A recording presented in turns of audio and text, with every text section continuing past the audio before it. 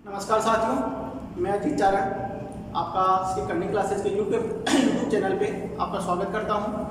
आज हम राजनीति विज्ञान विषय पर मतलब पॉलिटिकल साइंस के ऊपर अपन चर्चा करने जा रहे हैं। और जैसा कि आपको पता है कि ये एक ऐसा सब्जेक्ट है जो अपने सभी लगभग प्रतियोगी परीक्षाओं के अंदर आता है। ठीक है, जैसे अगर मैं बात करूँ, अगर आप सबसे जैसे अभी अपनी आगामी लीग जो पहले 2 अगस्त को पूर्व घोषित थी, अब 2 सितंबर कर दी गई है। बात करें अपन राजस्थान पुलिस की, तो इसके अंदर पॉलिटी आती है। बात करें अपन पटवार की, तो इसके अंदर भी पॉलिटी आती है। और अगर मान लो बात करें अपन किसी भी एग्जाम की, अपने यहाँ पे राजस्थान लेवल की बात हो या सेंट्रल लेवल की बात हो, ठीक है, दोनों ही जगह पर आपके क्या होता है कि आपकी जो पॉलिटी है वो हर जगह पूछी जाती है। ठीक है, और हर जगह पूछने का मतलब है कि एक ऐसा सब्जेक्ट है जिससे अपन भाग नहीं सकते, क्योंकि ये अपने दैनिक जीवन का एक ऐसा व्यवहारिक जीवन का भी हिस्सा है। क्योंकि कहते हैं ना कई लोग कि कई लोगों की पॉलिटी इतनी अच्छी होती है कि उनको पढ़ने की आवश्यकता नहीं होती, करंट का इतना शानदार होता है कि अपने पॉलिटी से संबंधित कि उनको पढ़ने की बिल्कुल आवश्यकता नहीं होती, क्योंकि उनको नॉलेज होती है करंट में क्या चल रहा है, हमारे राजनीति में क्या चल रहा है। वही चीज क्या है, पॉलिटी है। ठीक है, जैसे कि बात करें अपन पॉलिटी की, तो अब इसी चीजों को देखते हुए जैसे मान लो अगर अपन मेन अगर बात करें क्वेश्चंस को लेकर, इनकी क्वेश्चंस वगैरह कितने रहते हैं, किस प्रकार के रहते हैं, तो 5 से 7 क्वेश्चन 5 से 7 क्वेश्चन प्रत्येक एग्जाम में पूछे जाते हैं। ठीक है, और अगर अपन बात करें राजस्थान पुलिस की और पटवार की, तो राजस्थान पुलिस में 5 से 7 क्वेश्चन आ सकते हैं, पटवार में कम से कम 10 क्वेश्चन भी आ सकते हैं। रीट के अंदर भी वही है 5 से 7 का, तो लगभग आंकड़ा लेके चलना ही अपने को पड़ता है। कम से कम बता रहा हूँ, ज्यादा संख्या हो भी सकती है इनकी, कम भी हो सकती है। ठीक है, बट एक जो मिनिमम क्राइटेरिया रहता है वो 5 से 7 क्वेश्चन का रहता है। डिपेंड करता है एग्जाम में प्रत्येक क्वेश्चन का कितने नंबर दे रखे हैं, कैसे दे रखे हैं, उस हिसाब से अपने मार्क्स अचीव होंगे उसके अंदर। अपन उसकी बात नहीं कर रहे हैं, अपने क्वेश्चन की बात कर रहे हैं, क्वेश्चन रखते हैं अपने वो कैसे करने हैं। अब बात करते हैं कि राजनीति विज्ञान का अपन ये तो देख लिया कौन कौन से एग्जाम में आता है, लगभग सभी एग्जाम्स में अपना इससे पाला पड़ने वाला है, सीधी सी बात है। ठीक है, तो इसको समझने के लिए अपने को एक बार ढंग से अगर अपन इसका अध्ययन कर लेते हैं शुरू से, तो जहां तक मेरा मानना है कि अपने को वापस पढ़ने की आवश्यकता नहीं होती, क्योंकि एक ऐसा सब्जेक्ट है जो एक प्रकार से अपन कहें ना तो ये कह सकते हैं कि मैथ्स के अकॉर्डिंग चलता है। जैसे गणित के अंदर अपन सूत्रों को अगर क्रमबद्ध तरीके से सेट कर लेते हैं माइंड में, तो अपने गणित में कोई दिक्कत नहीं आती। वैसे ही आपकी पॉलिटी चलती है, बिल्कुल जी हाँ, आप सही सुन रहे हैं, मैं यही बोल रहा हूँ कि पॉलिटी है ना बिल्कुल मैथ्स की तरह चलती है। क्यों चलती है, इसका रीजन ये है क्योंकि इसमें भी सारा का सारा क्रमबद्धीकरण दे रखा है। कहते हैं राजनीति विज्ञान, विज्ञान मतलब यही है क्रमबद्ध अध्ययन। क्रमबद्ध अध्ययन विज्ञान शब्द और जोड़ा क्यों है, क्योंकि ये तथ्यों पे काम करती है, तथ्यों के साथ क्रमबद्धता के साथ में राजनीति विज्ञान आगे बढ़ता है। ठीक है, तो ये तो अपना हो गया सिलेबस का कि किस तरह से कौन कौन से एग्जाम्स में इसको पूछा जाता है। ठीक है, अब अपन बात करते हैं राजनीति विज्ञान के ऊपर चर्चा करना शुरू करते हैं कि क्या है राजनीति विज्ञान, किसे कहते हैं राजनीति विज्ञान। इन सभी सवालों का जवाब अपने सामने आने वाला है। ठीक है, जैसे अगर मैं बात करूं राजनीति विज्ञान, तो साहब सबसे पहले अपना सवाल यही बनता है कि साहब कोई ना राजनीति विज्ञान पढ़ लेंगे, पर पहले ये तो बताओ कहते हैं किसे राजनीति विज्ञान, क्या होता है राजनीति विज्ञान। तो इसको देखो अपन क्या करते हैं, थोड़ा इसको सरल करते हैं, शब्द को इसके नाम को टुकड़ों में बांटने की कोशिश करते हैं। नीति और राज। राज क्या होता है, शासन, प्रशासन आप इसको कह सकते हो। नीति नियम। ठीक है, विज्ञान का मैंने आपको बताया क्रमबद्धीकरण अध्ययन। तो देखो साहब इसमें कैसे अपन इसको बांटे, राज मतलब शासन, प्रशासन, नियम और क्रमबद्धीकरण। अब अगर इसको अपन बांटे तो मतलब प्रशासन शासन व्यवस्था जो है, ठीक है, अपनी जो शासन व्यवस्था है ये, इस शासन व्यवस्था में जो नियमावली है, जो नियम होते हैं शासन व्यवस्था को चलाने के लिए, ठीक है, तो कह सकते हैं हम कि शासन, राज्य, प्रबंधन के काम आने वाला विज्ञान या विषय आप कह सकते हो।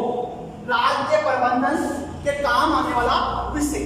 कैसे कि अपन इसके अंदर क्या चीजें पढ़ते हैं, मतलब एक राज्य होता है, ठीक है, एक देश है, राज्य है, उसके प्रबंधन मतलब उसका व्यवस्था, मतलब देश कैसे चलेगा, कौन सी व्यवस्था रहेगी, कौन से कानून रहेंगे, किस प्रकार से उन कानूनों का क्रियान्वयन किया जाएगा, इन्हीं सभी बातों का लेखा जोखा अपने काम मिलता है राजनीति विज्ञान के अंदर मिलता है। ठीक है, अब अपन बात करते हैं कि राजनीति विज्ञान जो है इसका विकास कैसे हुआ, इसका जनक कौन है, मतलब इसका पितामह किसे माना जाता है, प्रथम राजनीति विचारक की जो संज्ञा है वो किस वैज्ञानिक को दी गई है राजनीति, इन्हीं सभी शब्दों का ऊपर अपन चर्चा करते हैं। देखिए, राजनीति जो है इसका अंग्रेजी पर्याय की अगर अपन बात करें, अंग्रेजी पर्याय जो है इसका वो क्या है, पॉलिटिक्स। अंग्रेजी पर्याय क्या है इसका, पॉलिटिक्स। ठीक है, अब अगर बात करें अपन कि पॉलिटिक्स जो शब्द है वो कहां से बना है, कहां से लिया गया, तो ये अपना है ग्रीक शब्द पॉलिस, ग्रीक शब्द पॉलिस। अच्छे सुनना, कई बार क्वेश्चन इसका कर लिया जाता है। ग्रीक शब्द पॉलिस जो है इससे क्या, किसका निर्माण हुआ है, ग्रीक शब्द पॉलिस से पॉलिटिक्स का, और पॉलिटिक्स से आपके राजनीति विज्ञान का। ठीक है, ये तो हुई इसके उद्भव की बात। और अब इसके अंदर अपन आगे देखते हैं कि पॉलिस शब्द का अर्थ क्या होता है साहब। अगर आपने क्वेश्चन ये भी आ सकता है मन में कि साहब सर आपने ये तो बता दिया कि पॉलिटिक्स से राजनीति विज्ञान बना, पॉलिस से पॉलिटिक्स बना, तो पॉलिस का शब्द क्या अर्थ क्या है। ठीक है, तो पॉलिस का अर्थ होता है नगर राज्य। पॉलिस शब्द का अर्थ क्या है, नगर राज्य। अब बात आती है साहब नगर राज्य से क्या मतलब, कि नगर राज्य से मतलब है कि जो मैंने अभी बताया था नगर के अंदर, किसी भी नगर व्यवस्था के अंदर प्रबंधन जो किया जाता था उससे ये शब्द लिया गया है, उससे आज से लिया गया है, प्रबंधन की व्यवस्था नगर राज्य से। ठीक है, अब बात करते हैं कि इसका जो जनक है वो किसे कहेंगे अपन, और किसने उसको कहा। काफी सारे अपनी जो मायने बातें हैं, छोटे छोटे क्वेश्चन हैं, हालांकि छोटे एग्जामों के अंदर डायरेक्टली इनसे क्वेश्चन नहीं बनता है।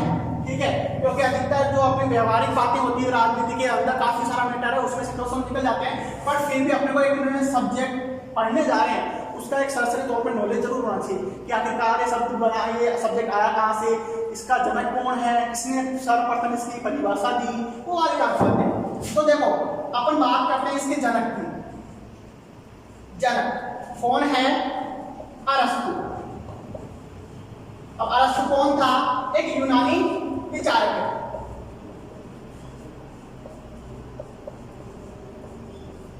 ठीक है, जनक की बात कर रहे हैं अपन कि जनक कौन है, अरस्तु है। अरस्तु कौन है, एक यूनानी विचारक है।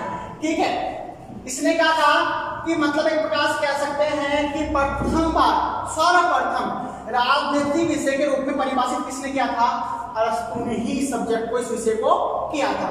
ठीक है, अब बात आती है कि साहब अरस्तु ने राजनीति विज्ञान को क्या कहा, प्रथम एक प्रकार से प्रथम रूप में परिभाषित किया। तो यह बात किसने बताई, ये बात बताई थी मैक्सी ने। इसने मैक्सी ने, मतलब मैक्सी नामक विचारक था, इसी ने कहा था कि अरस्तु ही क्या है, राजनीतिक विज्ञान का क्या है, जनक है। ठीक है सर, तो अपने को ये शब्द याद रखना है, मैक्सी। मैक्सी कौन था, जिसने ये कहा था कि अरस्तु प्रथम राजनीतिक विचारक है। ठीक है, तो इस बात को अपने को अच्छे से याद रखना है। अब एक इसके अंदर एक कॉन्सेप्ट और आता है हल्का सा, वो क्या है, वो देखिए आप। ये तो अपने हो गए कि शुरुआत में, उद्भव में, मतलब शुरू में उद्भव जब हुआ था उस समय इसका जनक माना गया था। ठीक है, अब बात आती है साहब कि आधुनिक, आधुनिक मतलब वर्तमान जिसे आप कह सकते हो आधुनिक जनक, राजनीति विज्ञान का आधुनिक जनक कौन है। अब वो समस्या आ गई अपने सामने कि अरस्तु तो हो नहीं सकता साहब, प्राचीन था, तो अब ये तो नहीं है। आधुनिक अगर शब्द अगर मान लो ढूंढा है तो कुछ ना कुछ दूसरा आया होगा। ठीक है, तो अब इसके अपन बात करते हैं, ये कौन था, मैकियावेली।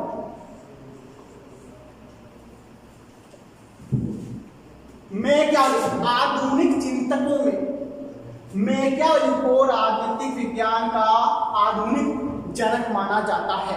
अब वही बात सीधी सीधी इसके अंदर ही आती है, कहा किसने, ठीक है, जैसे अरस्तु को मैक्सी ने कहा था, वैसी बात आ गई कि साहब मैकियावेली तो था, आधुनिक चिंतक था, है ना, प्रथम, बट कहा किसने, वही बात इसमें देख लो कि ये किसने कहा, मैक्सी ने ही कहा। किसने कहा, मैक्सी ने ही कहा है, ठीक है। तो ये अपने हो गई एक राजनीतिक विज्ञान के ऊपर, विषय के ऊपर एक विकास की चर्चा कि किसे कहा गया, कैसे कहा गया, ठीक है। तो देखो वापस मैं रिवाइज कर रहा हूँ, राजनीतिक विज्ञान मतलब एक प्रकार शासन व्यवस्था का प्रबंधन जिसके अंदर होता है, शासन व्यवस्था संबंधित जो नियम कानून कायदे बनाए जाते हैं या उन संबंधित नियमों का जो संग्रह है वो कहाँ पर है, राजनीतिक विज्ञान में, ठीक है। जनक कौन है, अरस्तु है, किसने कहा, मैक्सी ने कहा, कहाँ का है, यूनानी विचारक है, ठीक है। फिर बात आती आधुनिक जनक कौन है राजनीतिक विज्ञान का, तो बात आई कौन, मैकियावेली, किसने कहा, मैक्सी ने कहा। यहाँ तक कोई समस्या नहीं है, अपन आगे बढ़ सकते हैं, ठीक है। चलो ये अपने हो गई साहब सब्जेक्ट की नाम की चर्चा। अभी तक अपन ने देखो राजनीति विज्ञान को शुरू नहीं किया है, आपको पहले बता दूं मैं, अभी तक अपना राजनीतिक विज्ञान सब्जेक्ट शुरू नहीं हुआ है। ये सिर्फ और सिर्फ क्या की नाम की परिभाषा थी। जैसे नहीं होता है कि अपन किसी का नाम पूछते हैं और कुछ अगर नाम मान लो अपने को कई बार अलग नाम लगता है तो अपन पूछ बैठते हैं उससे ये नाम तेरे को किसने रखा है, ठीक है, और वो नाम की पीछे पूरी स्टोरी बताता है। कई बार पुराने जो अगर आप लोगों के नाम देखोगे तो उसमें तो नाम ही तगड़े तगड़े मिल जाते हैं आपको कि साहब ऐसी फिल्म आई थी, फिल्म उस एक्टर का नाम था, मेरे दादा ने ऐसा नाम रख दिया, नाना ने ऐसा नाम रख दिया, तो बहुत सारी कहानियां हैं। तो हर नाम के पीछे कहानी होती है, जैसे अपने राजनीतिक विज्ञान के नाम की कहानी अपन ने देख ली, ठीक है। अब देखो अपन बात करते हैं इतिहास सॉरी इतिहास क्या उसके पॉलिटी के इतिहास की, राजनीति शुरू कहां से मान जाती है, ठीक है, किस तरह, मतलब अगर अपन राजनीति विज्ञान को पढ़ना चाह रहे हैं तो कहाँ से पढ़ना शुरू करेंगे, किस तरह से पढ़ना शुरू करेंगे, डायरेक्ट सरकार में आ जाएंगे क्या, सरकार के अंगों में आ जाएंगे क्या, नहीं, शुरू का अगर अपने को करना है तो पहले जहाँ से राजनीति का विकास हुआ है आज़ादी के बाद, ठीक है, आज़ादी के बाद 1947 के बाद में अपना जैसे यहाँ पे देश वो लोकतांत्रिक रूप दिया गया, उसके बाद में सरकार का निर्माण हुआ, तो उस जगह से अपने को इसमें राजनीतिक विज्ञान उठाना पड़ेगा। एक बात मैं आपको बता देता हूँ, आप वीडियो को अगर पूरा देखते हो तो सच नहीं एक प्रकार से बोल रहा हूं कि आपको जो तथ्य आज मिलने वाले हैं आप खुद ये बोल दोगे कि यार ये में मजा आ गया, ठीक है, क्योंकि मैं जो सारा तथ्य उठाऊंगा वो जड़ से उठाऊंगा कि कहाँ से राजनीति की शुरुआत हुई है, कहाँ से राजनीति को पढ़ना चाहिए, वो चीजें उठाऊंगा। अपन डायरेक्ट ये नहीं कि सरकारी होती है इसमें ऐसा कर लो ऐसा कर लो, डायरेक्ट क्वेश्चन अपने को नहीं करने, अपने को कॉन्सेप्ट बेस्ड, क्योंकि आप लोगों को पता होगा कि 5 साल पहले जो आपके पॉलिटी में क्वेश्चन आते थे वो आते थे सीधे डायरेक्ट क्वेश्चन, ठीक है, लोकसभा अध्यक्ष कौन है, ये कौन है, वो कौन है, इसकी नियुक्ति कौन करता है, इसका शपथ कौन दिलाता है, इसमें सदस्य कितने होते हैं, खत्म हो गया सिस्टम, ठीक है, बिल्कुल खत्म हो गया सिस्टम। अब ऐसा क्वेश्चन पॉलिटी में आना ही बंद हो गया क्योंकि लगभग छोटी मोटी जो चीजें सीधी उठाने वाली चीजें थी ना सब लोगों ने रख ली है। अब आते हैं कॉन्सेप्ट बेस्ड के क्वेश्चन। कॉन्सेप्ट बेस्ड बोले तो मतलब कि एक बच्चे की यहाँ की क्षमता चेक की जाती है, उसको उस सब्जेक्ट का ज्ञान कितना है, उससे संबंधित उस प्रकरण से संबंधित ज्ञान कितना है, उस चीज को उठाने के लिए अपने को कॉन्सेप्ट को उठाना बहुत ज्यादा जरूरी है, क्योंकि सीधे क्वेश्चन आना बंद हो चुके हैं। अगर कोई भाई बहन अगर आपके तथ्यों को रखकर बैठा है और ये अपने आप को सर्वेसर्वा समझ के बैठा है कि साहब मेरे को तो राजनीति आती है, मेरे को पढ़ने की आवश्यकता ही नहीं है, तो आप चलिए आज एक बार वीडियो देखते हैं, आप इसको देखना और फिर बताना कितनी पॉलिटी आपको आती है और कितने तथ्य आपको नए देखने को मिलेंगे। हालांकि मैं ये नहीं कह रहा कि आप लोगों को नहीं आ रहा होगा, बट कुछ ना कुछ नया सीखने को मिलेगा। अगर आता है तो रिवीजन हो रहा है, अच्छा, कहाँ दिक्कत है, ठीक है। चलो शुरुआत करते हैं अपन इसकी कहानी। अगर शुरुआत करें अपन तो अपन को कहां से पढ़ना चाहिए, संविधान से। संविधान से अपन कहां से पढ़ना शुरू करेंगे, संविधान से। अब बात आती है कि साहब संविधान क्या है, ये चीज क्या होती है, ठीक है। तो इसके लिए हम एक छोटी सी परिभाषा देखते हैं कि देश की शासन व्यवस्था को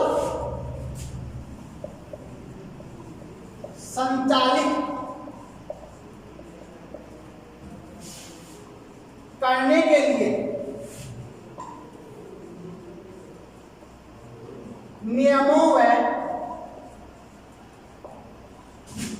कानूनों का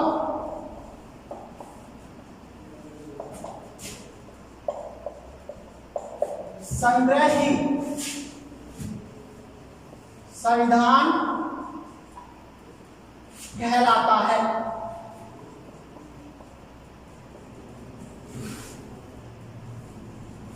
देखिए परिभाषा को अच्छे से, और इस परिभाषा से मैं आप बहुत अच्छे से संविधान समझाऊंगा। आप जिंदगी में कभी नहीं बोलोगे कि संविधान किससे कहते हैं। इसके साथ में एक एग्जांपल भी लेने वाला हूं जिससे आपको पता चल जाएगा कि संविधान होता क्या है। पहले इस परिभाषा को समझो। देश की शासन व्यवस्था, हमारा देश है, देश की शासन व्यवस्था को संचालित है। संचालित का मतलब क्या होता है? चलाना। चलाने के लिए नियमों व कानूनों का संग्रह है। संग्रह का मतलब क्या होता है? एक जगह करना। नियमों व कानूनों का संग्रह ही क्या कहलाता है?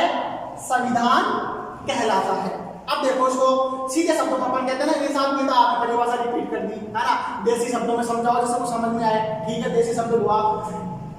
आपने देखा होगा अपने स्कूल में जाते थे, ठीक है, स्कूल में जाते समय अपन क्या होता था कि वहां पे एक नियमावली होती थी कि सुबह 7 बजे अपने को स्कूल का टाइम है, 7:15 बजे आपकी प्रेयर बोली जाएगी, 8 बजे आपका फर्स्ट पीरियड आएगा, फिर ये सेकंड पीरियड आएगा, थर्ड पीरियड आएगा। कई नियमावली होती थी, इतने बजे छुट्टी होती। ठीक है, तो मैं क्या बोल रहा हूं कि आपके स्कूल में एक नियमावली थी या नहीं थी? स्कूल में नियमावली, उस स्कूल की नियमावली को फॉलो करते थे सारी स्कूल। इसमें टीचर्स भी आ गए, बच्चे भी आ गए, खुद जो स्कूल का ओनर है, एमडी है, वो भी आ गया। सभी लोग क्या करते थे? इस नियमावली को फॉलो करते थे। ठीक है, अब इस नियमावली को फॉलो करने थे तो एक प्रकार से हम सब लोगों के लिए, टीचर्स, स्टूडेंट्स, एमडी, सब लोगों के लिए ये नियमावली क्या थी? कानून था या नहीं था? स्कूल का था।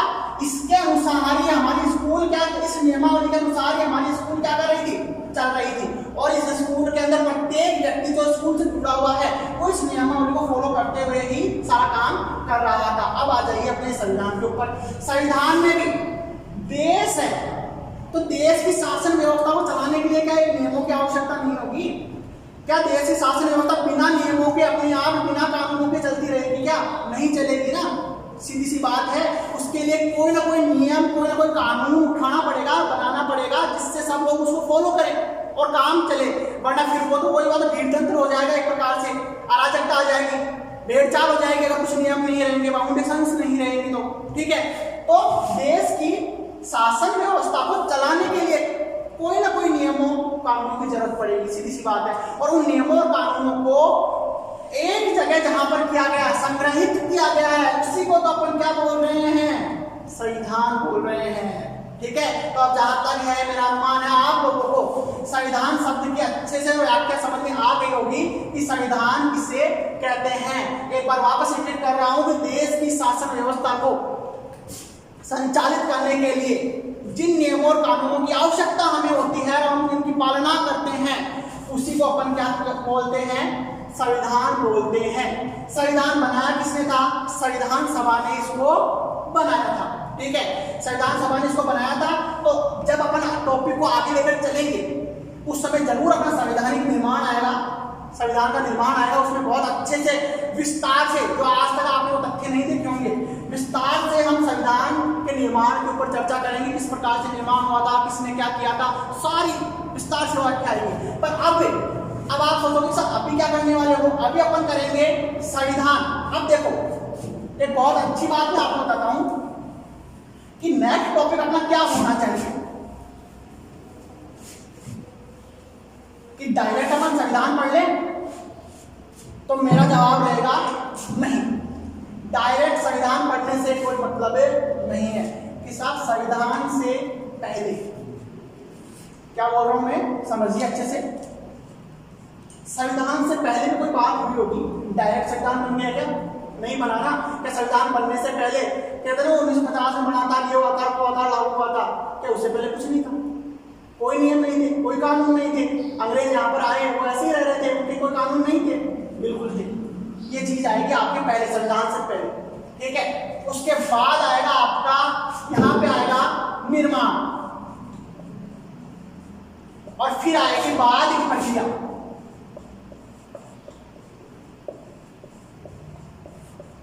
कि बाद की प्रक्रिया में संविधान क्या है और कैसे है। ठीक है, तो अब आप समझ गए होंगे कि अभी अपन क्या पढ़ने वाले हैं। क्या अपन यहां से शुरू कर दें निर्माण से?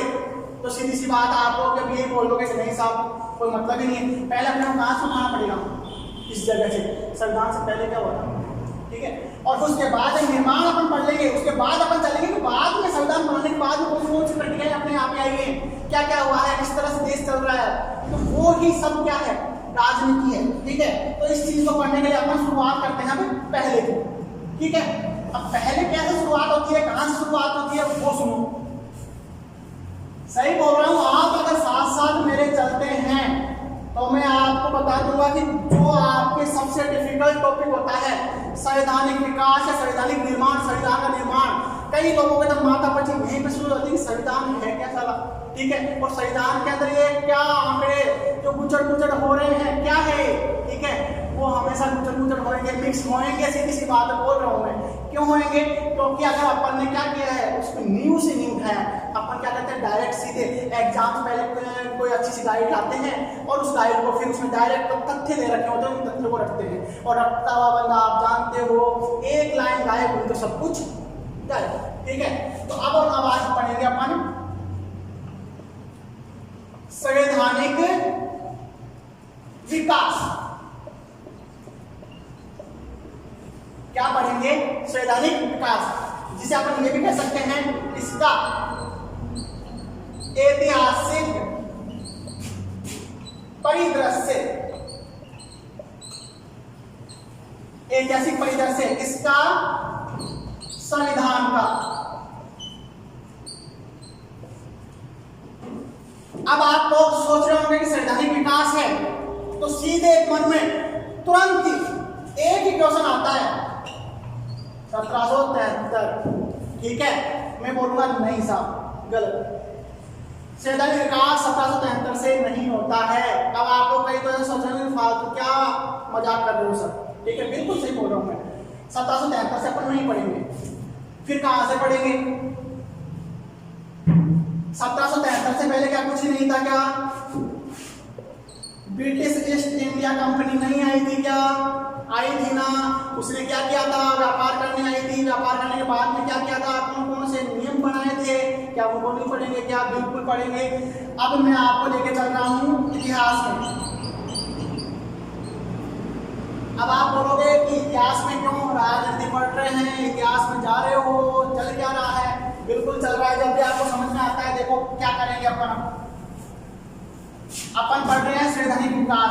तो संवैधानिक विकास को पढ़ने के लिए जैसे मान लो उस समय संविधान, आज का संविधान,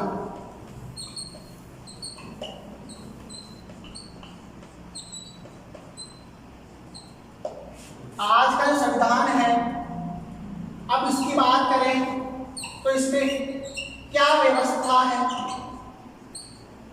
व्यवस्था की बात करें तो ये व्यवस्थाएं कब व कैसे आई,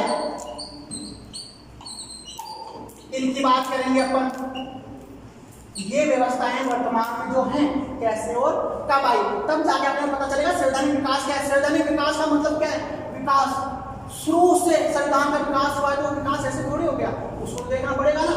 ठीक है, अब बात करते हैं अपन, मैं आपको थोड़ा सा बैक लेके जा रहा हूँ, काफी बैक, थोड़ा सा नहीं काफी बैक चलेंगे अपन। ठीक है, तो 1773 में आने में तो अभी अपने को टाइम लगेगा, 1773 में आएंगे अपन रेगुलेटरी एक्ट में, पर उसके लिए अपन पहले एक बार चलते हैं पीछे कि 1773 बनने से पहले क्या परिस्थितियां थी वो तो देखो। तो इससे अपन थोड़ा सा बैक चलते हैं, देखो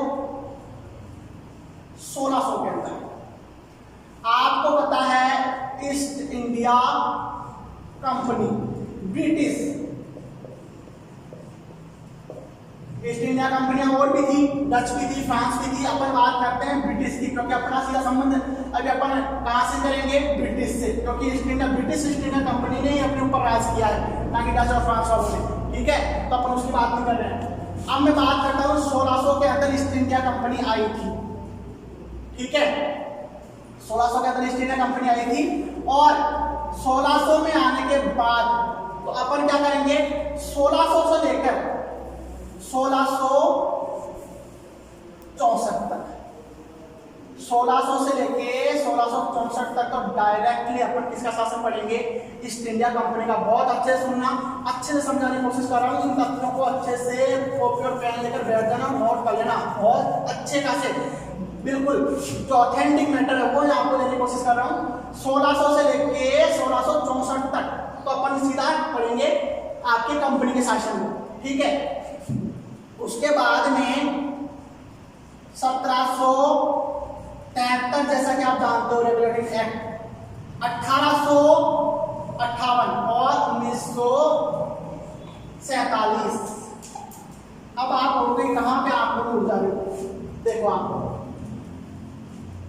ये 1773 से लेके और 1858 तक तो एक प्रकार से कंपनी का ईस्ट इंडिया कंपनी का शासन रहा। 1858 से 1947 के बीच की अगर अपन बात करें तो सम्राट का शासन अपने यहाँ पे रहा, ब्रिटिश सम्राट का, ब्रिटिश सम्राट का। उसके बाद 1947 की बात में फिर अपन यहाँ पे आएंगे, बाद की बात है वो अपने को जिक्र नहीं करना है क्योंकि अपन पहले इसको तो समझे, ठीक है। तो मैं वापस एक बार आपको समझाने की कोशिश कर रहा हूँ। देखो आप कि संविधान विकास में अपन पढ़ रहे हैं, आज का संविधान व्यवस्थाएं है तो व्यवस्था कब और कैसे आई, तो शुरुआत अपन इसके लिए थोड़ा सा इतिहास में चलते हैं कि अपन बात करते हैं ब्रिटिश ईस्ट इंडिया कंपनी की, जो कि अपने यहाँ पे 1600 के अंदर आई। 1664 तक उसका डायरेक्टली शासन देखने को मिलता है। 1773 से 1858 के बीच में इसमें कुछ लगाम ब्रिटिश सरकार द्वारा लगाई जाती है। 1858 से 1947 के बीच में सम्राट का शासन आ जाता है और ब्रिटिश सम्राट उसको शासन एक प्रकार से अपने आप इंडिया में करता है। तो इन्हीं सारी व्यवस्थाओं को अपन क्रमबद्ध रूप से पढ़ेंगे। ये है हमारा संविधान विकास। चलो तो अपन शुरू करते हैं इन सब व्यवस्थाओं को कि कहां से ईस्ट इंडिया कंपनी की बात करेंगे। ये तो मैंने एक प्रकार से आपको समझाया फॉर्मेट कि अपन क्या क्या पढ़ने वाले हैं, ठीक है। आज अपन जो संवैधानिक विकास की प्रक्रिया थी उसको अपन ने थोड़ा सा आगे बढ़ाया है और अब इससे आगे की जो प्रक्रिया अपन है संवैधानिक विकास की जो श्रृंखला है उसको आगे नेक्स्ट क्लास में बढ़ाएंगे। तो आज का जो है वो इतना ही काफी है और इसमें आपको जो भी कोई कमी लगी या कुछ आपको नए सुझाव देने हैं वो आप कमेंट बॉक्स में शेयर कर सकते हैं।